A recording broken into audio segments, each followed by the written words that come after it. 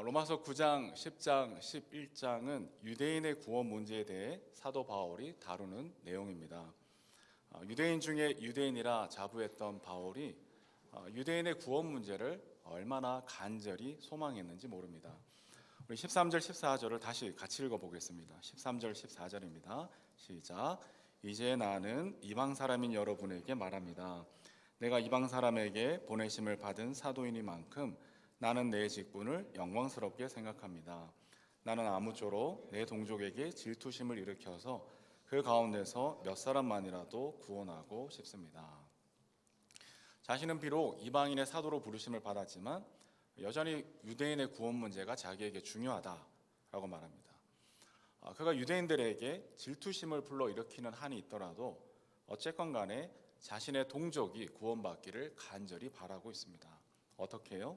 이방인의 사도로서 섬기는 일을 통해서 유대인의 구원 문제를 바라고 있는 것이죠. 이걸 두고 그러니까 그러고 보면 사도 바울이 이방인의 사도로서 최선을 다해 섬기는 것이 유대인의 구원을 간절히 바라는 마음인데 결국 질투심을 일으켜서 마침내 유대인이 구원받기를 바라는 그런 방안을 생각하고 있습니다. 이걸 두고 혹자는 바울도 어쩔 수 없는 민족주의자인가? 라고 비판할 수도 있습니다만, 그러나 그보다는 자신의 뿌리, 동족의 구원을 위해서 얼마나 애달파하는지 그 간절한 마음이 드러나고 있습니다. 그리고 동족을 위한 이 간절한 마음에서 도리어 이방인의 사도로서의 진정성을 우리는 확인하게 됩니다. 그리고 바울의 이러한 마음은, 즉 동족을 위한 간절한 이 마음은 오늘 우리가 간직해야 될 귀한 마음이라고 생각합니다. 기도해 주셨지만 교회 장소 인테리어가 아마 내일 모레쯤 마무리될 것 같습니다. 이번 화요일에 입주 청소를 하면 이제 인테리어 공사가 마무리되고 12월 초까지 이제 남은 음향 또 영상 공사가 진행이 될 텐데요. 그러고 나면 일정상 아마 성탄절 전에는 이사를 해서 새로운 곳에서 예배를 드리게 될 것 같습니다. 교회 장소를 알아보기 위해서 우리 모두가 고군분투했던 시간들이 이렇게 스쳐 지나갑니다. 처음에는 어디로 가든지 기대를 가지고 시작했지만, 그러나 교회 장소를 알아볼수록 마음이 힘들어지는 그런 일들도 있었습니다. 왜냐하면 교회 자리를 도대체 내주려 하지 않았거든요. 그래서 어느 집사님은 부동산 중개인에게 도대체 교회 자리는 왜 안 주는 거예요? 이렇게 따지듯이 물어보기도 하셨습니다. 한편으로는 2021년 대한민국 서울에서 교회를 어떻게 보고 있는지, 교회를 향한 세상의 인심을 조금이나마 확인하기도 했던 것 같습니다. 어쩌다 이렇게 되었을까? 반드시 교회 탓이라고만 할 수 없는 여러 가지 이유가 복잡하게 얽혀 있을 겁니다. 그럼에도 우리는 우리 스스로를 겸손하게 돌아봐야 한다는 생각을 더 마음 깊이 가지게 되었습니다. 세상은 하루가 빠르게 하루가 다르게 변해가고 있습니다. 초등학교 5학년 어린이들도 초등학교 1, 2학년을 향해서 요즘 애들은 우리 애들이랑 달라 이렇게 말하는 시대가 되었습니다. 그러니까 적지 않은 이들이 세상의 빠른 변화에 어지럼증을 느끼고 힘겨움을 호소하고 있습니다. 이러한 때 교회는 과연 적절하게 이 상황들을 해석하고 또 비전을 제시하고 있는가라고 묻는다면 선뜻 자신할 수 없는 지경이 되었습니다. 부끄러운 이야기지만 우리가 속한 교단 총회에서는 목사, 장로, 정년을 현재 70세에서 75세로 늦추는 방안도 논의하려다고 하다가 못했습니다. 다행이라고 생각하지만 어쩌면 시대의 흐름을 전혀 읽지 못하는, 그리고 역행하는 교회의 한 단면인 것 같아서 마음이 쓸쓸했습니다. 물론 교회라고 다 알 수는 없습니다. 교회라고 전능할 수도 없을 겁니다. 하지만 적어도 교회는 비가 오면 그 비를 함께 맞으며 걸어갈 수 있는 진정성까지도 잊어버리는 것은 아닌가 염려가 되는 것이죠. 초고속 성장 과정 속에서 간과되었던 내부의 모순들이 곳곳에서 터지면서 요즘에는 사회가 교회를 염려하고 있다라는 말이 아무렇지도 않게 쓰여지고 있습니다. 이러한 교회의 현실을 생각하면 저는 머리가 지끈거리고 아픕니다. 오죽하면 교회 다닌다고 말도 못하고 이런 책이 올해 출간이 다 되었을까요? 그래서일까요? 적지 않은 이들이 교회를 떠나는 것을 통계적으로 확인합니다. 교회에 안 나가는 것이죠. 속상할까요? 교회를 아는 사람들일수록 사회와 함께 교회를 욕하고 조롱하는 일들도 곳곳에서 일어나고 있습니다. 이러한 시대 현실 속에서 그러나 여전히 우리는 달라야 하겠습니다. 교회의 정화를 위한 건강한 비판과 노력을 끊임없이 해야 할 것입니다. 그리고 동시에 동족이 구원받기를 간절히 바랬던 이 바울의 마음을 잊어서는 안 될 것입니다. 교회가 문제가 없어서가 아니죠. 교회는 신앙의 어머니이고 우리가 믿음을 받은 것이고 또한 믿음을 전하는 것이 교회이기 때문입니다. 그리스도의 몸이 교회가 아니라면 도대체 우리가 그리스도를 어디서 만날 수 있었겠습니까? 그렇기에 교회는 못나고 부족해도 여전히 교회 회복과 영광을 위하여 자리를 지키고 인내하며 기도하는 손길들이 필요하다는 말입니다. 에클툰이라는 기독교 웹툰이 있습니다. 그러니까 요즘 웹툰이 유행인데 기독교 웹툰 중에서도 에클툰이라고 있는데요. 저도 정기 독자인데 여러분 괜찮으시면 아마 이렇게 독자하시고 읽어보셔도 재미있는 신앙의 만화책들이 만화 내용입니다. 근데 그 에클툰이라는 기독교 웹툰 중에 신앙이 예전 같지 않아 이런 웹툰이 연재되고 있는데 거기에 사페레라는 사람이 나옵니다. 그 주인공이 이제 여자친구와 이런 기도를 올리는데요. 그 기도가 너무 인상적이었어요. 그 기도를 한번 제가 한번 말씀드려 보겠습니다. 비록 지금은 그렇지 않아 보이지만 하나님 나라는 이루어진다. 비록 지금은 아무것도 바뀌지 않는 것처럼 보이지만 하나님은 자신의 계획을 이루신다. 예수님 어디로 가시나이까? 우리가 당신을 잘 따라갈 수 있도록 오늘도 우리 갈 길을 비춰 주옵소서. 이런 기도를 여자친구하고 해요. 이런 기도를 여자친구하고 할 수 있다면 참 복된 커플인 것 같습니다. 비록 그렇지 않아 보이지만, 비록 지금은 아무것도 바뀌지 않는 것처럼 보이지만 하나님은 자신의 계획을 이루시고 하나님 나라는 이루어진다. 그러니 우리의 갈 길을 비춰 주옵소서. 그 길을 한 걸음 한 걸음 걸어가는 것이 오늘 그리스도인의 삶의 모습이어야 할 것이다. 이런 기도의 내용이 아니겠습니까? 기독교 웹툰의 주인공 사페레의 말에서 교회 연약함에도 여전히 우리는 기도하고 인내하며 자리를 지켜갈 수 있는 이유를 발견합니다. 비록 지금은 그렇지 않아 보이지만 하나님의 나라는 이루어지기 때문입니다. 비록 지금은 아무것도 바뀌지 않는 것처럼 보이지만 하나님은 자신의 계획을 이루어 가실 것이기 때문입니다. 사랑하는 여러분, 우리의 삶 속에서 혹시나 지금은 그렇지 않아 보이는 일들이 있으십니까?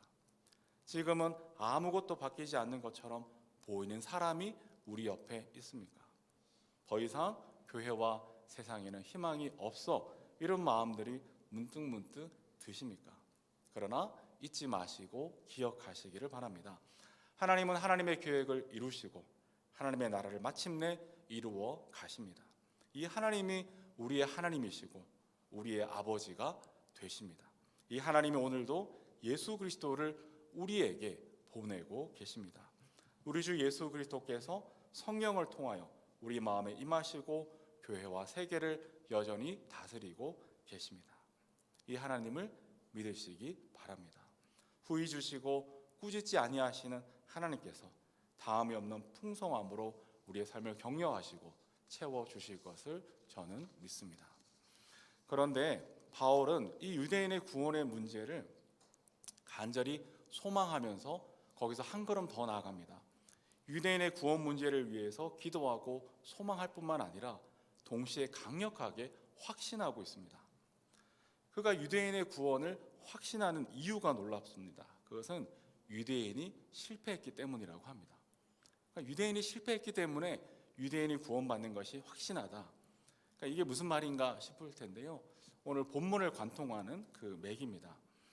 이방인의 사도로서의 바울은 이방인이 구원을 받게 된 것은 유대인이 실패했기 때문이라고 합니다. 그러니까 유대인이 실패했기 때문에 이방인이 구원받았다, 이렇게 논리를 펼칩니다. 그래서 나중에는 유대인도 구원받게 될 것이다, 이렇게 이야기하고 있는데요. 그러니까 유대인이 실패해서 이방인이 구원받았고 이방인이 구원을 받았기에 유대인은 다시 구원을 얻을 것이다, 이런 논지를 오늘 본문에서 펼쳐가고 있습니다.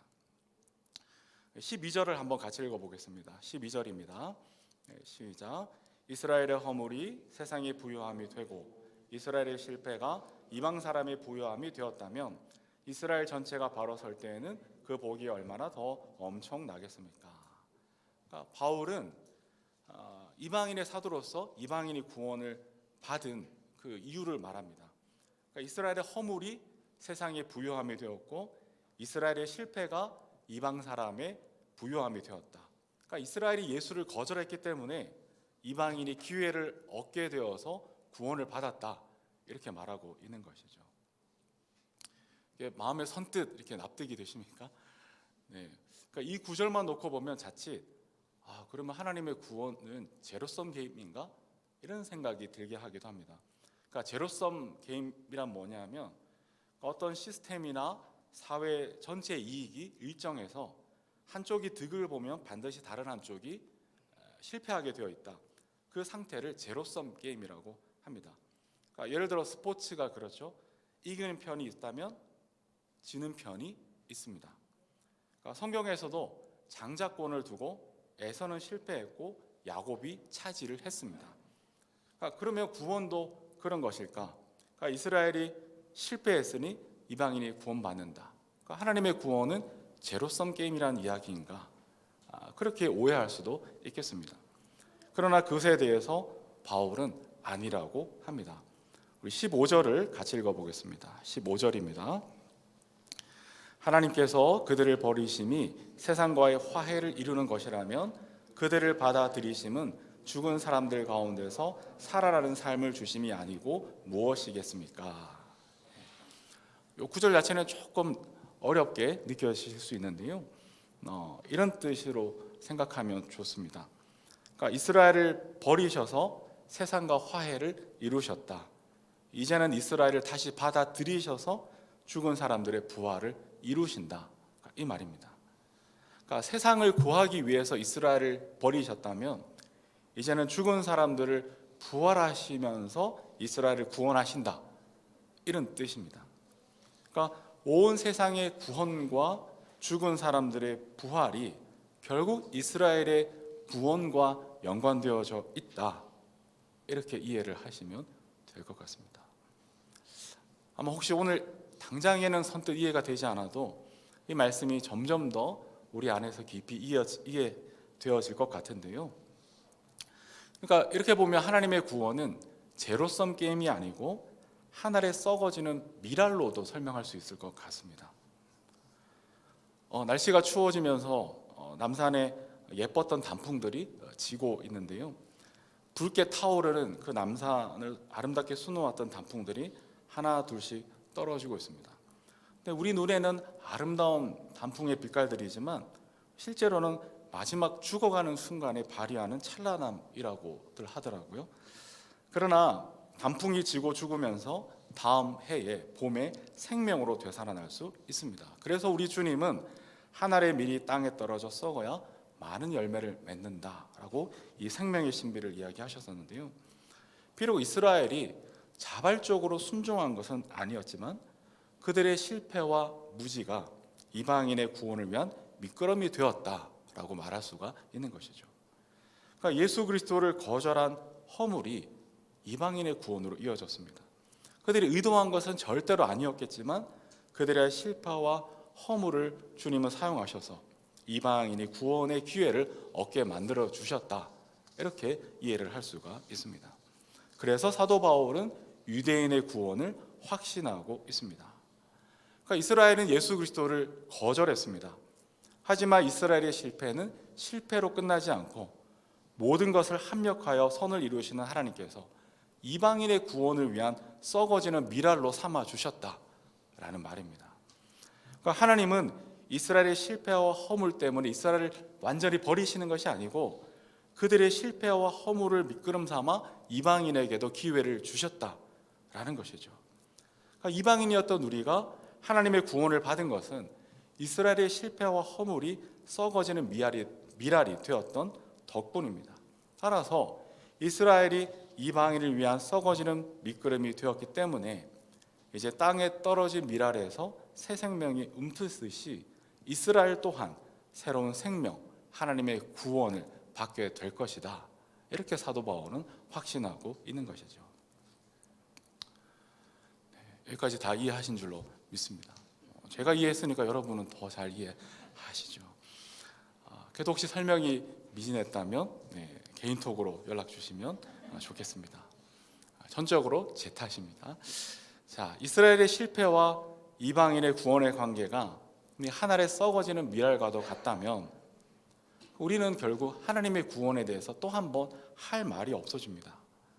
하나님의 신실하심이 예수 그리스도의 순종하심으로 우리를 구원하셨을 뿐만 아니라 심지어 이방인의 실패와 허물까지도 실패와 허물로 끝내시지 않고 우리를 위한 밑거름으로 삼아 주셨기 때문입니다.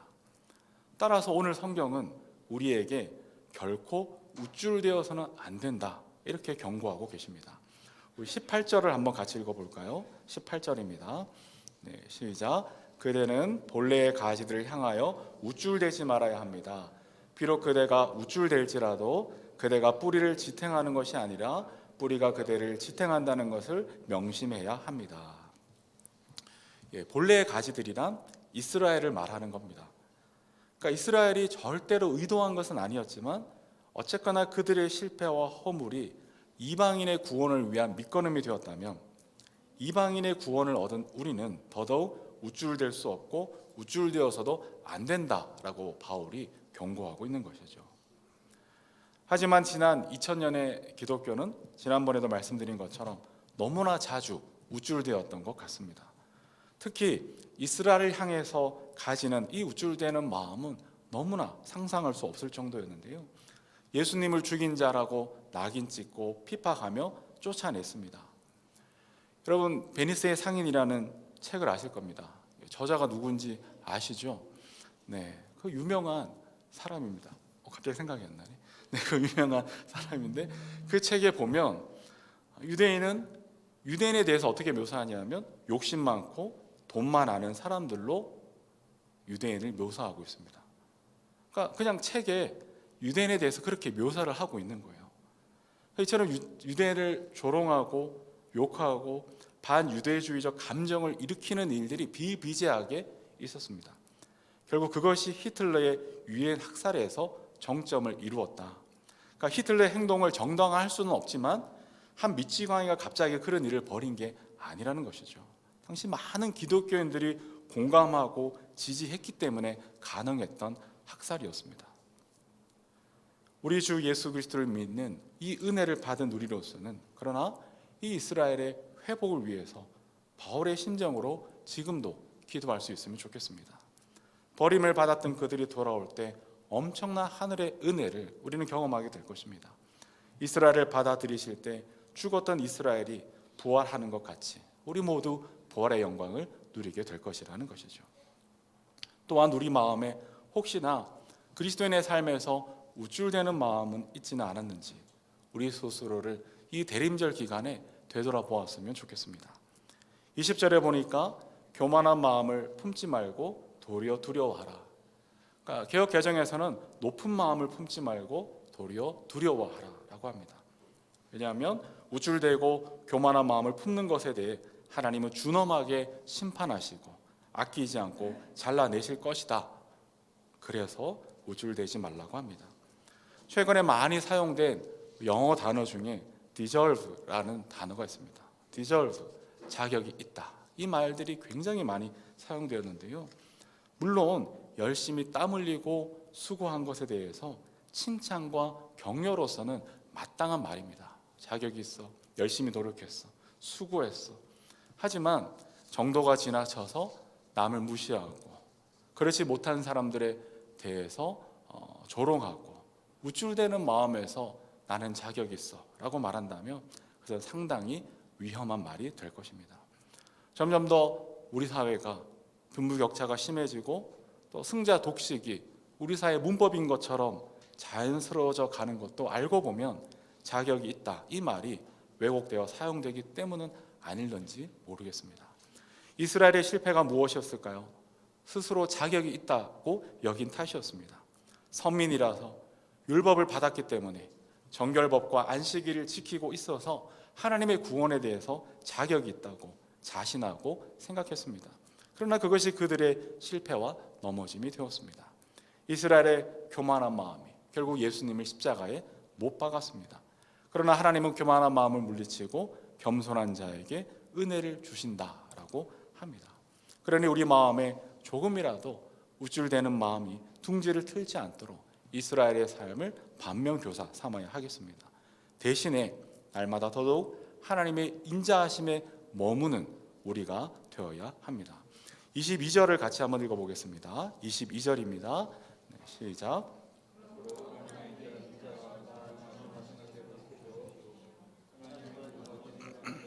준엄하십니다. 그러나 그대가 하나님의 인자하심에 머물러 있으면 하나님이 그대에게 인자하게 대하실 것입니다. 그렇지 않으면 그대도 잘릴 것입니다. 네, 하나님의 인자하심에 머문다는 것은 무엇일까요? 하나님의 손길을 알아차리고 그 은혜를 간구하며 기억하는 일일 것입니다. 이미 우리 안에 계시는 하나님의 인자하신 손길을 알아차리고 그에게 맡기고 살아가는 것, 그것이 하나님의 인자하심에 머무는 삶일 것입니다. 하나님의 인자하심에 머물게 될 때 우리 안에 도사리고 있는 교만한 마음과 우쭐한 마음은 사라지게 됩니다. 하나님의 인자하심에 거하면 거할수록 우리가 얼마나 큰 빚을 지고 살아가고 있는지 깨닫기 때문입니다. 하나님의 인자하심에 머물수록 우리의 모든 삶이 하나님의 인자하심에 기대어 있음을 발견하게 될 것입니다. 여러분 혹시 포도주 좋아하십니까? 네, 포도주. 네, 혹시 포도주 되십니까? 제가 심장 때문에 한번 쓰러졌을 때 자꾸 포도주를 갖다 주셔가지고 심장이 좋다고. 근데 조금 다른 결이어가지고 많이 마시진 못했지만 요한복음 2장에 보니까 물이 포도주가 되는 사건이 나옵니다. 그러니까 C.S. 루이스는 이 물이 포도주가 변하는 사건을 가리켜서 옛 창조의 기적 이렇게 얘기합니다. 그러니까 기적은 기적인데 옛 창조의 기적이다. 이게 무슨 말일까?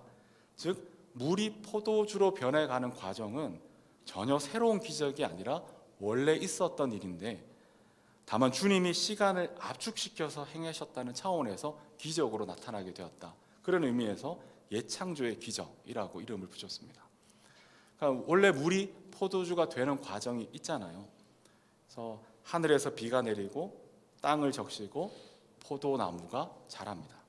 그래서 농부가 포도를 수확해서 포도주 틀에 넣어 밟아서 즙을 만들고 발효를 시켜서 맛있는 포도주가 생산됩니다. 그러니까 이것이 어떻게 가능할까요? 원래 그런 것입니까? 그럴 수가 없는 것이죠. 농부의 수고가 있었습니다. 그러나 농부의 수고만으로도 안 됩니다. 적당한 비와 햇빛과 토양, 그 모든 것이 조화롭게 어우러져서 인간의 노력을 넘어서는 그 영역 속에서 가능해지게 되는 것이죠. 그런데 우리 주님은 이 과정을 시간을 압축시키셔서 물로 포도주를 만드셨다. 그러니까 제가 말씀드리는 요점은 우리가 일상에서 포도주를 마시는 것조차도 영적인 예민함을 가지고 살펴볼 때 하나님의 인자하신 손길이 담겨 있는 기적이다라고 말할 수가 있습니다. 신은 권사님이 단톡방에 돌아오시는 날 얼마나 기쁜지 그날 격하게 환영을 해주셔서 감사합니다. 그러니까 권사님은 원래 병원에 한번 안 가보셨대요. 그렇게 건강하 자신 있는 분이었는데 그래서 하나님 없이도 혼자 사는데 전혀 지장이 없는 그런 분이셨다고 얘기했습니다. 그러나 예수님을 만났는데 오히려 병에 걸렸네요. 예수님을 만나고 암으로 투병하시면서 이게 뭔 일인가 싶다가도 마침내 그 끝에서 하나님의 손길을 느끼고 모든 것이 하나님의 은혜 가운데 살아왔음을 조금씩 깨닫게 된다. 이런 간증을 해주었습니다. 밥을 먹을 수 있는 것도, 걸어 다닐 수 있는 것도, 치료를 받을 수 있는 것조차도 모든 것이 하나님의 은혜에 기대어 있다는 것을 점점 더 알게 되어 간다라는 고백을 들었습니다. 그러고 보면 저도 하나님의 인자하심을 이미 맛보고 있는 것 같습니다. 예수를 믿는 믿음, 이 믿음에 대해서 생각할 때마다 하나님의 인자하신 손길을 고백하지 않을 수가 없습니다. 생각해보면 정말 놀랍습니다. 아버지와 어머니의 하나님이 어떻게 나의 주, 나의 하나님으로 고백이 되어졌을까? 그러니까 강요하거나 윽박지른 것도 아니었는데 어느 순간에 하나님께서 내게 구원을 이루는 이 믿음을 허락해 주셨습니다. 내 마음에 예수 믿는 믿음이 생겨난 것만 보아도 하나님의 인자하심 안에 내가 머물러 있음을 부인할 수가 없는 것이죠. 그래서 저는 소망합니다. 우리 아이들에게도 또 우리 우당탕탕 아이들에게도 우리에게 주시는 이 믿음을 주님께서 한량없이 부어주시기를 간절히 기도하고 있습니다. 그래서 이미 우리와 동행하시는 하나님의 인자하심을 알아차리고 강하고 담대하게 미래를 향해 나아가는 우리의 자녀들이 되기를 기도하고 있습니다. 하나님의 인자하심에 머물러 계십니까? 이미 우리는 하나님의 인자하심에 기대어 있습니다. 다만 알아차리지 못할 때가 너무 많을 뿐입니다. 그래서 더더욱 어쩌면 겁내하고 무서워하면서 좌절하고 절망하는 것이 우리들의 삶에도 있는 것은 아닐까요? 그래서 안영술 목사님은 영성이란 일상에서 하나님의 현존을 알아차리는 것이다, 이렇게 수련회 때 이야기해 주셨는데, 이미 우리 안에 머물러 있는 하나님의 인자하심이 무엇인지 영적인 예민함을 가지고 깊이 발견해 보시면 좋겠습니다. 이번 한 주간 과제로 삼으셔도 좋을 것 같습니다. 우리가 하나님의 인자하심을 발견하면 발견할수록 새로운 힘이 솟는 것을 분명히 느끼게 되실 겁니다. 오늘은 대림절입니다. 오늘부터 성탄절 전까지 주님을 기다리는, 다시 오실 주님을 기다리는, 그리고 이미 오신 주님께 감사하는 대림절 기간이 시작됩니다. 이 대림절 기간 동안에 무엇보다 하나님의 인자하심에 머무는 시간이 되어지기를 소원합니다. 우리에게 주신 하나님의 인자하심이 무엇일까? 그것을 하나하나 발견해 나가는 시간이 되었으면 좋겠습니다. 그 중에 우리에게 주신 가장 큰 하나님 인자하심이 무엇일까? 다름 아닌 예수 그리스도 안에 더욱더 깊이 머물러 계십시오. 이사야 53장 4절과 5절에 보면 예수 그리스도에 대해 이렇게 말씀합니다. 그는 실로 우리가 받아야 할 고통을 대신 받고 우리가 겪어야 할 슬픔을 대신 겪었다. 그러나 우리는 그가 징벌을 받아서 하나님에게 맞으며 고난을 받는다고 생각하였다. 그러나 그가 찔린 것은 우리의 허물 때문이고 그가 상처를 받은 것은 우리의 악함 때문이다. 그가 징계를 받음으로써 우리가 평안을 누리고 그가 매를 맞음으로써 우리의 병이 나았다. 그러니까 어떤 사람들은 예수님의 하나님 나라 운동은 실패했다, 이렇게 과격하게 얘기하기도 합니다. 왜? 십자가에서 죽으셨기 때문이라는 것이죠. 그래서 예수님은 실패했지만 사도 바울이 이렇게 세웠다, 이렇게 아주 말도 안 되는 이야기를 하기도 합니다만, 어떤 면에서 예수님이 실패하셨죠. 십자가에서 죽으셨습니다. 그러나 그 예수님의 실패는 실패로 끝나지 않고 우리의 구원이 되어 주셨습니다. 주님께서 썩어지는 미랄이 되어 주셨기 때문에 우리가 하나님과 화해하게 되었고, 하나님과 화해했기에 우리 주님은 부활하시게 된 것이죠. 예수 그리스도가 바로 오늘 우리에게 주신 하나님의 가장 큰 인자하심입니다. 그러므로 대림절 기간에 하나님의 인자하심에 머물수록 더더욱 우리 주 예수 그리스도를 바라보시기를 바랍니다. 마음의 고통이 있습니까? 주님께 들으십시오. 남 모르게 흘리는 눈물이 있습니까? 주님께 들으십시오. 병이 있으십니까? 주님께 들으십시오. 간절한 소원이 있습니까? 믿음으로 기도하십시오. 우리 주님이 하늘에 썩어지는 미랄이 되셔서 우리 대신에 실패하시고 죽으시고 맞으심으로 우리가 나음을 입고 평화를 누리며 기쁨과 승리의 노래를 누리게 될 것입니다. 이 하나님의 인자하신 예수 그리스도 안에 거하는 우리 모두가 되어주시기를 주님의 이름으로 축복합니다. 아멘.